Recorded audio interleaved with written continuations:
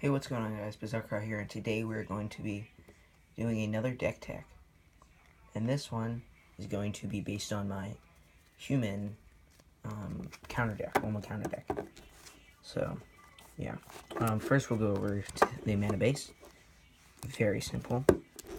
Only running 2 Blossoming Sands, just get you up on that life. And we're going to be running, let's see, 8 planes, I believe. Yeah, 8 planes. And 1, 2, 3, 4, 5, 6, 7, 8, 9, 10, 11, 12, 13, 14, 15. Forests. And then what this deck is based around. We're going to start with the creatures. Yeah, so it's based around Sigarda, Heron's Grace. It's a legendary creature of 4/5 for 3 generic and a forest and a plains. And it has flying, and you and humans you control of hexproof. And you pay 2, exile a card from graveyard, put a 1/1 white human soldier creature token onto the battlefield. So that's very useful. And then we get into the reason it's a counter deck. And these are all humans except the angel. And we have another planeswalker that's in our sideboard that I'll explain later. Some of these next cards, these next creatures I'm going to show you, some of them are in the sideboard. You can keep them, change them out, whatever. So we have Elite Scale Guard. You can pause that and read it if you want to. I'm just going to read its main ability. It bolsters when it enters the battlefield, 2, and when a creature you control with a 1/1 counter on attacks, tap target creature turning player controls. And we're running 2 of those in the main. So, but they're more on the sideboard, so you can keep those. And we're running 2 Asmon Battle Priest. It has Outlast, and whenever a creature you control with a 1/1 counter on it, or each creature you control with a 1/1 counter on it has lifelink. So that can be very useful. And then next creatures are Tusked Captain. It also has Outlast, and each creature you control with a 1/1 counter on it has Trample. We're going to be running another 2 of those. Then we have Asmon Falconer. We're going to be running 2. It has Outlast again, and each creature you control with a 1/1 counter on it has Flying. Notice all of these are from Khans.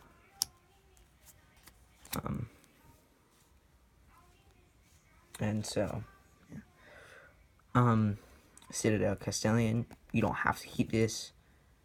This is actually more of a sideboard card. I'm running 1 in the sideboard.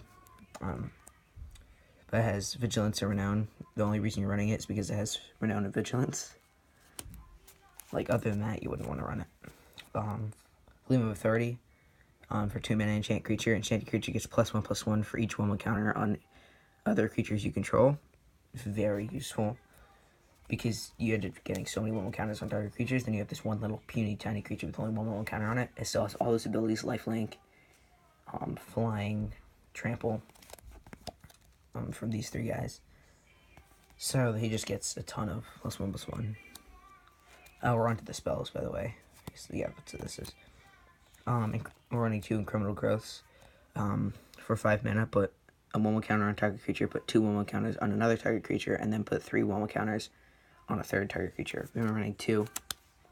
Then just to prevent you from taking damage, running Safe Passage.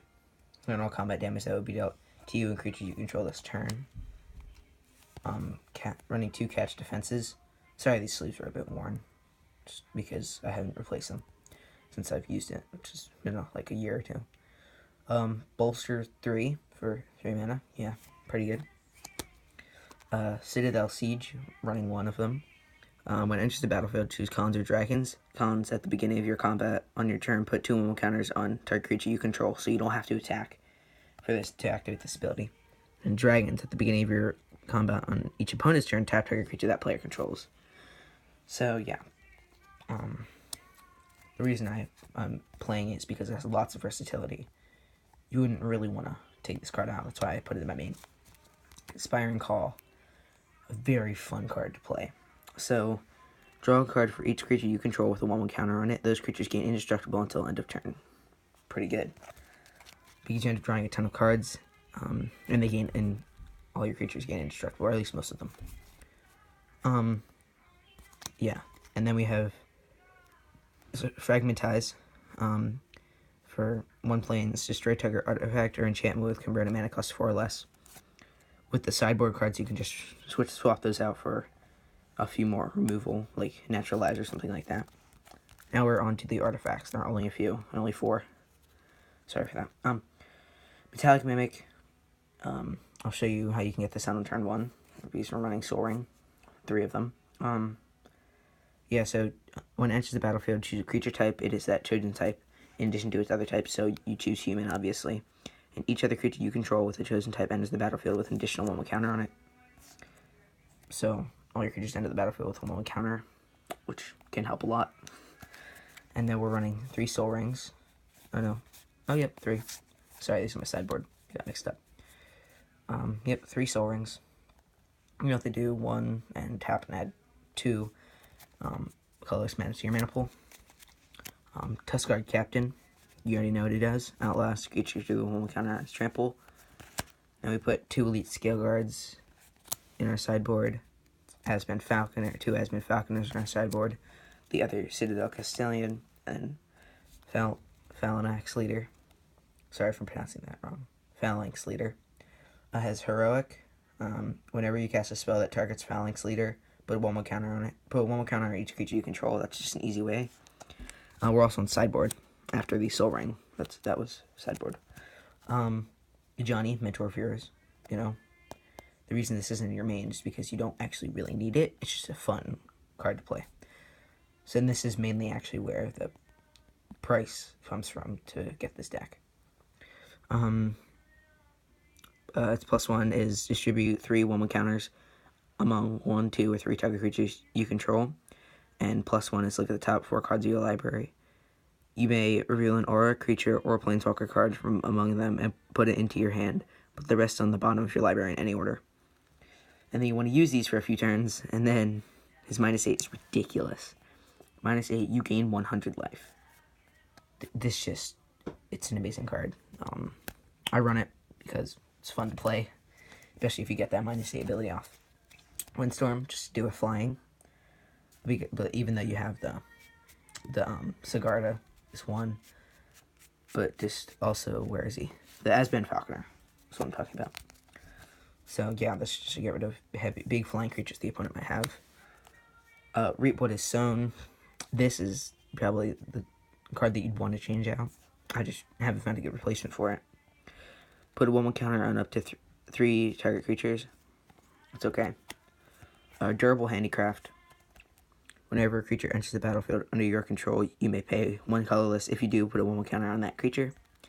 And for 5 colorless and a 4, sack it, and then put a 1/1 counter on each creature you control.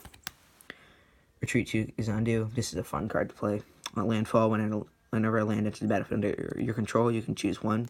Put a 1/1 counter on a target creature, which allows you to, put a 1/1 counter. And hopefully give them all these abilities. If you have like the Aspen Battle Priest, the Aspen Falconer, the Tumor, whatever. And yeah, also you can choose to gain 2 life. So yeah, if you already have 1/1 counters on target creatures, you're a little low on life. You hit your land drops, you can do this. That's going to be very useful. Hey guys, so thank you for watching. I hope you enjoyed my Deck Tech human counter deck. It's very fun.